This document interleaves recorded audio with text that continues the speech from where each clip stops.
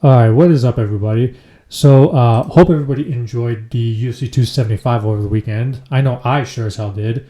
Fantastic card from like beginning to end. Loved it. Obviously, this card didn't have like the super large appeal, like in terms of star power names. That's gonna draw like a huge casual audience, especially.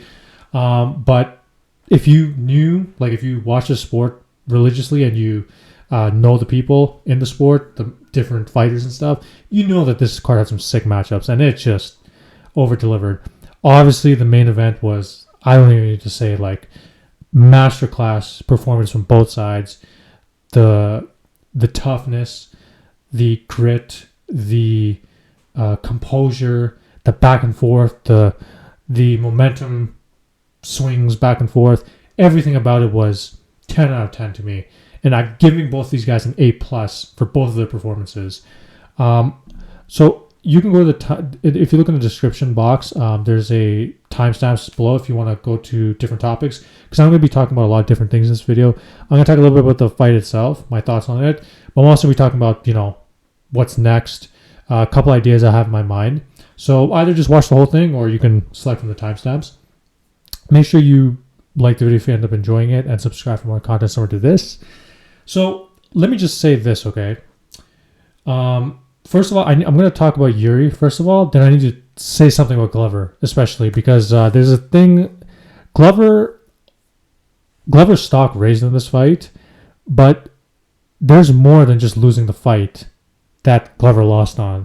Now, I'm going to explain this just in a second, but let me just talk about Jiri first, then we're going to chat about Glover. I don't see a lot of people talk about this, about Glover. I had Glover winning this fight going in. I thought that he was going to expose Jiri's lack of experience in 2 fights in the UFC. I thought maybe this is going to pressure might get to him. There's definitely a chance that he could just brutally knock Glover out, especially at Glover's older age. But I thought that Glover's experience plus ground game, thought that he was going to pull off the win. I wasn't 100% confident, but I had it going. And you know what? 30 more seconds and Glover would have won that, right? So my prediction would have been correct. Obviously, he pulled off the ridiculous submission. By the way, my jaw was dropped. Like, for about a minute after that, just straight, my jaw was just dropped. Like, I could not believe what I had seen. It was just crazy. Dude, you watch the sport, you just see the craziest things. Here's one thing about Jiri that I think that is some people are mentioning, but maybe not enough people. Let me just point this out. It's not Jiri's striking that impressed me. It's not his grappling, which did impress me, which was that's not the most impressive thing to me, although his grappling and some of the sweeping did impress me. Although there's stuff he needs to improve on that as well. The thing that impressed me the most? His composure and grit. Jiri Prochazka has championship level composure and grit. I always talk about this. Fighters will show this at certain points in their career. Izzy obviously showed against Gastelum. Hamza just showed against Gilbert Burns. You got to have that level of grit because you're probably going to get tested at some point in your career. And if you don't have it, if you show up off one night or the opponent shows completely on that night and your opponent exposes a weakness, you better be ready to show that type of grit. And Prochazka over-delivered. There's only a few people. So when Jiri was getting taken down, right? When he was getting taken down again and again and getting elbowed and punched and getting, being in half guard and Glover gun side control and mount and this and that and having to sweep and then get up and then try and then getting taken down again and getting punched again, along with the momentum shifts. There's a lot of people who have quit. I guarantee. I've been watching for a long time. A lot of you might have been. Think about Stipe versus Francis, okay? I'm not saying that Stipe in the first fight. I'm not saying that Francis quit in their first fight. He obviously got tired. But, once Francis saw that his game, Francis had an idea in his head, like, I'm going to go in, I'm going to terminate him like I did everybody. Then he got taken down a couple times, missed all of his shots, got gassed out. He didn't quit, but you could see there was just nothing left in him. Amanda, in their recent fight against Juliana, I don't want to say she quit, but when it got tough and Juliana started putting on the pressure, I feel like she was tired, but you can kind of see that she had kind of given it her all and was kind of like, okay, I'm kind of done here. As much as I like Amanda, I kind of feel like that's what happened towards the end. Did not happen to Jiri. Did not happen at all. He just kept on coming. And I think that 90% of people in his scenario would have quit. Only 2 fights in the UFC. Having someone like Glover on top of you, smashing you, having that cut. Just trying to punch Glover and Glover's not going away. Then you get taken down again. A couple submission attempts from Glover. Most people would have quit that. So his composure is what I was completely shocked by. Now let me just say this about Glover, okay? I'm going to open up Microsoft Paint here. I want to illustrate something. Glover didn't just lose this fight, and that's not just the worst thing about it, okay? There's something else that happened that Glover lost on. When fighters get into a fight, obviously we all know they have their camp, right? Their camp. It could be 8 to 12 weeks of brutal training, you know, once to twice per day. You know, they might be training, right? 3, 4, 5 days a week, whatever their particular fighter's regiment is, okay? Glover just did this for 8 to 12 weeks. The diet. The injuries he probably sustained while he's doing it. And excuse my sloppy ass writing, it's Microsoft Paint, I can't get it perfect, okay? The injuries, okay? The diet, the injuries, the camp, the pressure of being champion, the joy of being champion, the money that comes with being champion, the OPP opportunities that come with being champion. All this over the past, from last September until now, with the camp specifically being the last 8 to 12 weeks. Imagine going through all of this. You have a brutal fight at 42. You finally become champion, where you're going back and forth. You almost TKO him in the round 5, and then you go for that guillotine, which he shouldn't have done, but whatever. I'm not his coach, right? I'm not a pro fighter either, so it must have been something that happened to him that he just did that for. Imagine doing all that, and then in round 5, you're like, I just need to win this round, I'm going to win. And you had rocked the guy earlier in the round 5, and then he gets on top of you. There's only 30 seconds left. 30 seconds left. That's it, just 30 seconds. And then with 30 seconds left, you slip up for 1 second because the other guy's grip was unbreakable, and he gets a choke on you and you tap. Now think about going forward, okay? He just had all this happen to him. Now think about going forward. No more pay-per-view points. His contract could be smaller, you know, just to show win money. Potential sponsorships that he had might be gone if they're contingent on him being champion. Potential future sponsorships that he was about to get had he won could be gone. Whatever opportunities, like I wrote here, opportunities, maybe investing opportunities, I don't know, acting. I'm not saying Glover's like an actor. I'm just saying, you know, how these opportunities come up for champions. Gone. Potential commercials he could have shot. Gone. Potential brands he wanted to build.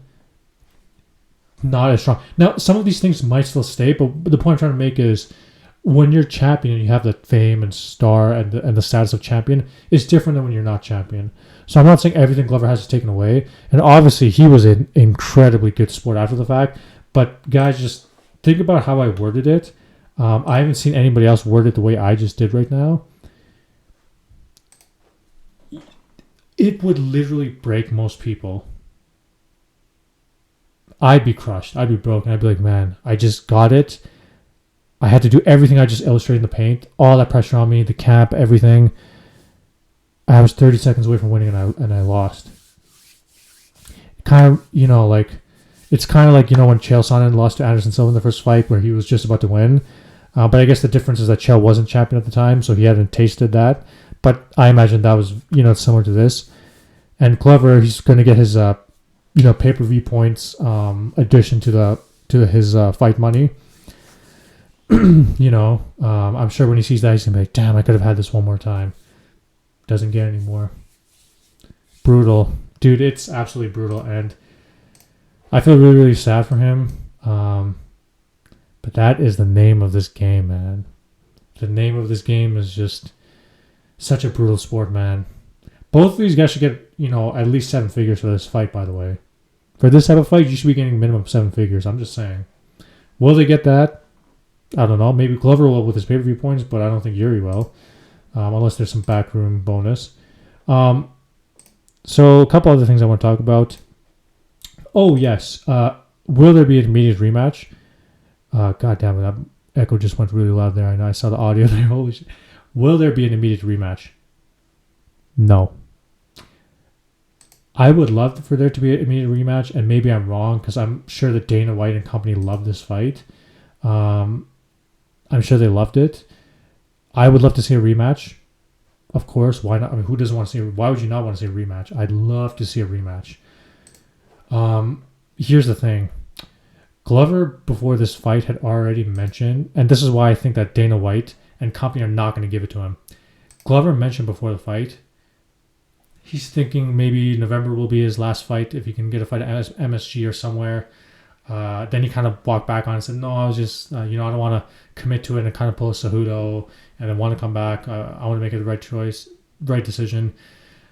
But since he already put that out there, the UFC brass saw that. Do they want to put themselves in a situation where they do an immediate rematch? Let's say Glover wins. Let's just say that. And then Glover retires either that fight or maybe the fight after that. I'm sure they'd rather have like a clean transition. And this is the opportunity for a clean transition and for future matchups. So I think Glover, I think he's already shot himself in the foot for an immediate rematch. I'd love to see it. I think the UFC and company, they know that we can't do it now at this point because he's very close to retiring. So we don't want him to win and to vacate the belt immediately. Last thing I want to mention, okay? Israel Adesanya. So, I was mentioning before the fight that if Glover wins, I don't believe that Glover would be a good matchup for Izzy because of the grappling and the size.